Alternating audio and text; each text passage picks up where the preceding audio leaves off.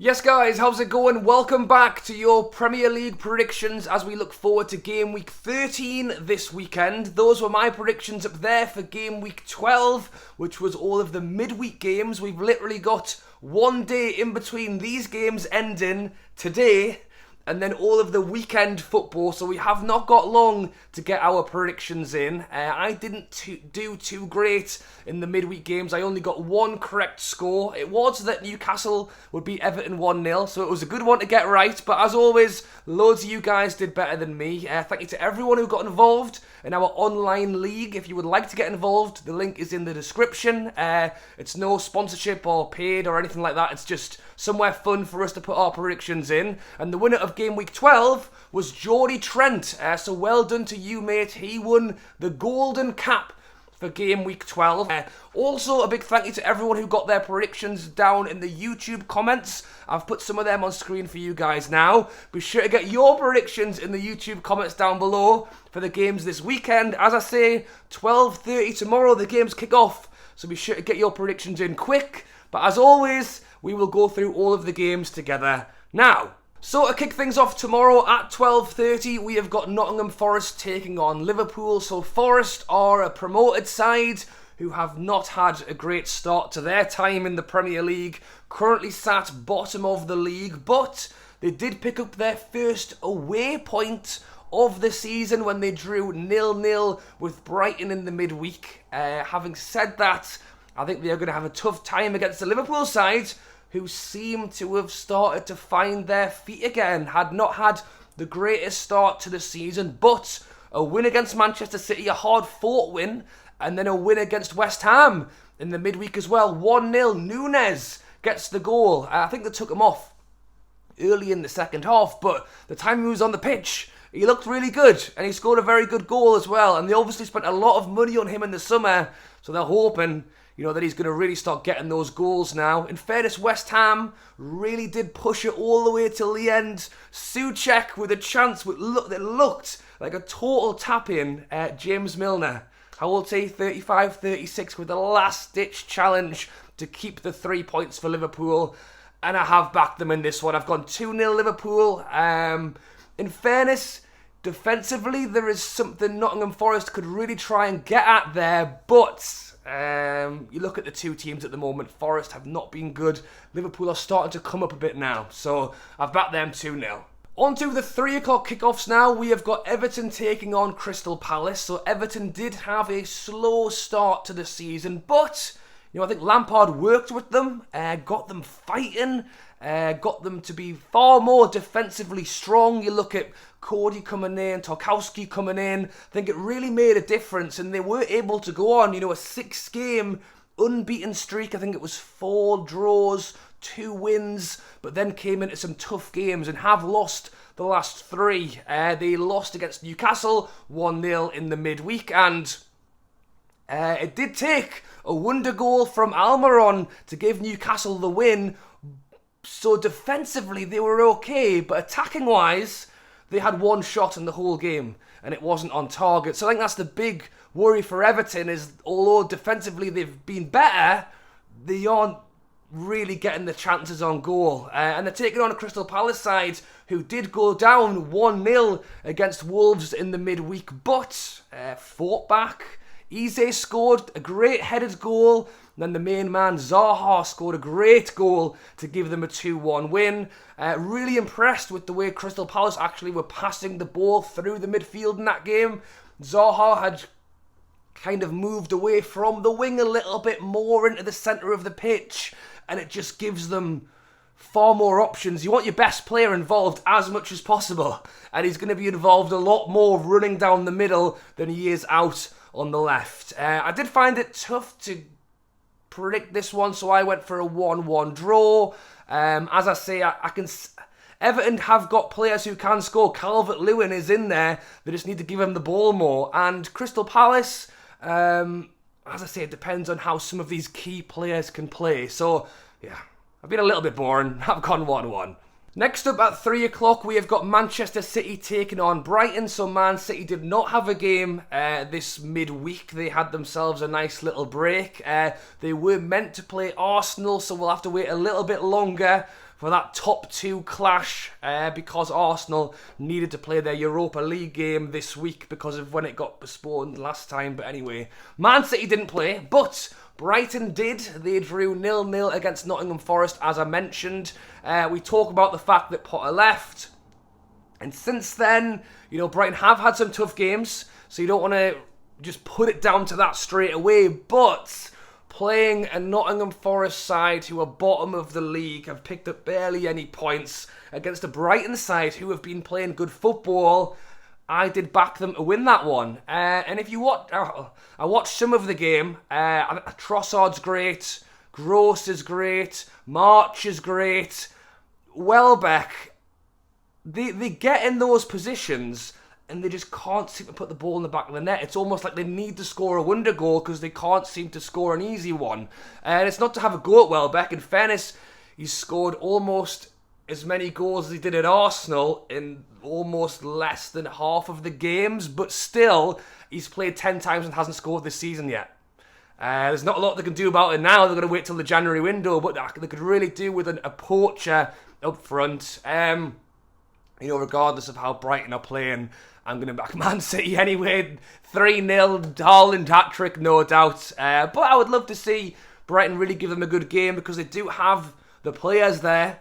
But it's Man City, so it's really hard not to back them. Next up on the Saturday at 5:30, we have got Chelsea taking on Manchester United. So Chelsea drew 0-0 with Brentford in the midweek. To be honest, Brentford had the better of the game, especially in the first half. Chelsea did start to come into it later on. Obviously, Graham Potter, who I've mentioned already, he has been mixing and matching the sides a little bit over the last few games, which is understandable. He wants to get in there, see what everybody's got. He's also in the middle of a 3-game week. He might have one eye on Manchester United at the weekend, but he made, I think, 4 or 5 changes going into that Brentford game, and the players couldn't get it done. And now the question comes of why did you do those changes? So you can't really win sometimes, because had they won, it would have been full of praise for being able to use the full squad. But it didn't work, and I think because of that, there's going to be a big one at home to try and get the win against Manchester United, who got a great win in the midweek against Spurs. They had so many chances in that game. Lloris had a fantastic game. They really played well. Bruno Fernandes started looking himself again, to be honest. But despite them winning, all the eyes were on Ronaldo. Obviously, he walked off he wasn't even on the pitch. He left the stadium early, presumably because he was unhappy that he wasn't getting used. I don't know, but they go and win a good game against a good Spurs side, and everybody's talking about Cristiano Ronaldo, and he is a fantastic player, and I have been a fan in the past of his, but what's going on at the minute is just not any good, is it? So going into this one, I have laid down a prediction, and I have actually backed Manchester United. I don't know why, but I just feel like they really have the players. Anthony looked really good. Bruno Fernandes, when he plays well, he really does. Rashford with chances in that game as well. If they're on point, they're really good. Chelsea going forward, attacking, I just don't know if they quite have it as like Manchester United do. But I think it'll be a close game. Let me know your thoughts on that one down below. On to the Sunday now at 2 o'clock. Just like last weekend, there's more 2 o'clock games on the Sunday than there is 3 o'clocks on the Saturday, which I'm not a fan of, but when you play so many midweeks, they need to give everybody extra rest. But anyway, we've got Villa taking on Brentford. So Villa lost 3-0 against promoted side Fulham, and the big news is that Steven Gerrard lost his job. It's understood that he actually got a phone call while on the team bus leaving the game that he was no longer the manager, which does seem a little bit harsh, but for a Villa side who I think really wanted to try and take that next step this season, really try and secure a top 10 finish, if not look to push for that top 8, top 7, and that has not been the way it's going, and losing 3-0 against a promoted side isn't great. But they're taking on a Brentford side who, as I mentioned, were really good in the midweek against Chelsea. Possibly felt like they could have been up 2 or 3 at half-time, to be honest. Ivan Toney could have scored a hat-trick in the first 20 minutes. That's the big thing when you've got a striker like him who can score goals. I think top 8, is it 8 or 9 he's got this season? Great goal scorer. I'm going to back them to beat Villa. It's interesting because when you lose a manager, if they can get somebody in, or even if it's a caretaker manager, sometimes you can just get that little boost. Even for the players to go, if we win this game, it shows, that it was Gerrard's fault, not ours. If they go and win, it takes the pressure off them a little bit. So I can see that happening as well. But I'm going to back Brentford 1-0. Next up at 2 o'clock on the Sunday, we have got Leeds taking on Fulham. So Leeds have not been doing too great, have they? 7 games without a win now. 3 losses in a row, as they lost 2-0 against Leicester in the midweek, which, I'll say it again, Leicester have great players and should be doing way better than they are, but still from Leeds' point of view, they were taking on a team who was, below them in the league. Leeds are sitting in 16th place. There wasn't too many teams who were below them, and to lose 2-0 was not a good one. I really like the manager there as well. I like Leeds and how they play generally, but it isn't working, and they're taking on a Fulham side who it is working for. 3-0 against Villa. Mitro returns. I spoke about this last week. Mitro is such a big part of that Fulham team, and obviously there was 3 goals in the game, but he really presses that front line and does it so well. I think that will be a big factor going into this game as well. And I have backed Fulham. I've backed the away team to win this one 2-1. Leeds, there's always goals in it for Leeds, so I can see them scoring, but as I say, Fulham, the only promoted side in the top 10 table.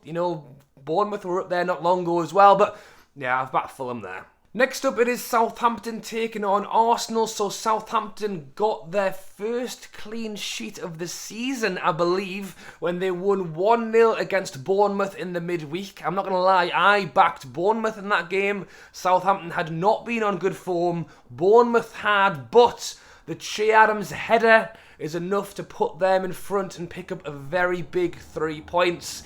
The Southampton goalkeeper had a great game as well, because Bournemouth did have chances, but it's 3 points for Southampton. However, they're now taking on an Arsenal side who are top of the league, despite, didn't play a game this week like Man City.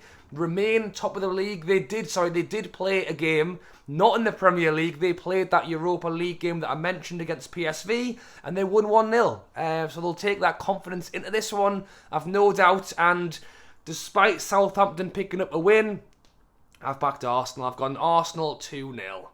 And the final 2 o'clock game on Sunday, we have got Wolves taking on Leicester, so not too far apart in the league. These two, 18th and 19th place, both down in the relegation zone and not too far apart on the map as well, an hour and a half's drive. It'll be interesting to see how this game goes. For Wolves, they are still just having that trouble scoring goals. They brought in Diego Costa, who actually had a very decent chance early on in their game in the midweek against Crystal Palace. Had he have put that in, maybe he could have got that bit of confidence to try and push on, but you've got Neves just shooting from anywhere. Like they just can't seem to quite create that solid goal opportunity, and when they do, and they score it, because Traore did put a very good header in, they then still conceded twice and lost against Crystal Palace in the week. So, had Costa scored, had Neves' shot that hit the post gone in, it could have been a different day, but it wasn't. And they want to get out that relegation zone. But so do Leicester, and they picked up a very big 3 points in the midweek. A 2-0 win for them. They got a little bit of luck with the own goal, but Barnes scored as well. And as I say, 2-0 against a Leeds side who aren't too far above them in the league. It was a very good 3 points. And I'll say it again, Leicester have got great players. When Vardy plays, he's good. Barnes scored a goal, he's a good player. James Maddison's getting so many plaudits for how well he's doing this season. They're second bottom in the league. So it just shows that they are playing well, they're just not picking up the results that they want to be. And I have backed them in this one. I've gone 1-0. I don't rule Wolves out scoring a goal, because they can, but at the moment it is just not quite clicking. And I feel like in the last few games, Leicester have seen some better results, and I could potentially see them start to rise up a little bit now. On to the Sunday 4:30 kickoff, we have got Spurs taking on Newcastle. So Spurs, as I mentioned, did not have the greatest game in the midweek, losing 2-0 against Manchester United. Could well have lost 4-5, 6-0. Lloris literally made that many saves. He had such a good game. I thought defensively, Spurs were not at their best. Looked a bit slow at times. I thought Dyer did not have a great game. They did have some chances going forward, and that's the thing with Spurs this season. You look at the game where they won against Nottingham Forest, the game they won against Brighton, the game they won against Leicester. In all of those games, they had less possession than the opponent. Spurs are not a side who try and keep all of the ball. Really what they do well is the quick turnover onto Son, Kane, Kulusevski, who has been injured and could be injured for this one, but generally it's that quick turnover, it's that counter, it's how you score the goal. And they did create a few chances, but generally it was not their day. And Newcastle going down to the Spurs Stadium with some really good form. Statistically, the best defensive record in the Premier League right now, and I think they could well need it, as I say, against a Kane and a Son. But considering Newcastle went down there and lost 5-1 last season, as a Newcastle fan, I'm quite confident that Newcastle can go down there and really put in a good show. As I say, if Newcastle can play the way they've been playing and Spurs play the way they did in the midweek, I don't think I would be too far out there to say that Newcastle could really have a shot at picking up 3 points this weekend. And I have backed it. If you want to call me a biased Newcastle fan, that's absolutely fine. I think a draw for Newcastle away at Spurs would be a really good point. But as I say, if Spurs play the way they did, and we can defend against Kane and Son. You look at Newcastle against Manchester United, against Anthony, Ronaldo, Sancho, kept them quiet. If we can do that again, and maybe try and get, another Almiron banger, or a Trippier free kick, or a set piece, because I believe Spurs are quite low on aerial duels this season, so maybe it could be a time for, Shaw or even Botman to get himself a goal. So I have backed the 1-0 Newcastle. The point would be very good, but I don't know. When you're riding high on a confidence, you want to keep it going, and that's what I'm hoping we'll do this weekend. And to finish things off on the Monday night at 8 o'clock, we have got West Ham taking on Bournemouth. So as I mentioned, West Ham lost in the midweek against Liverpool. Generally West Ham put in a decent performance. They had a penalty that Bowen took, Alisson saved. Coming into the end of the game, it was West Ham who were really pressing to try and get that goal. Could not quite do it. As I mentioned, Soucek with the chance right at the end, and James Milner with a tackle that's, just as good as a goal, to be honest, because that could well have been the point for West Ham. They're taking on a Bournemouth side who, as I mentioned, had been on fantastic form. I think they were saying on Match of the Day, the only side who hadn't lost since Scott Parker got sacked. Obviously, that all changed when they lost against Southampton in the midweek. I like Solanke, I think looks good. That Billing, I think looks really good as well. But they couldn't get it done. I'll be interested to see what happens next, because I think Bournemouth have been playing, they're a promoted side that nobody thought would really do that well. It was almost like the manager's gone, we now need to show what we can do, and they've gone out and they've done that. And I think it'll be really tough to keep that confidence high after kind of losing that game. And I think the best thing for Bournemouth would be to try and bounce back as quick as possible. Don't let it sink in. We're still good, we're still playing well, get back on it. I think if they can't do that, we could see them really taking a downwards go. But we will have to see. As I say, Gary O'Neill has been doing them well so far. Who's not to say that he can continue doing that?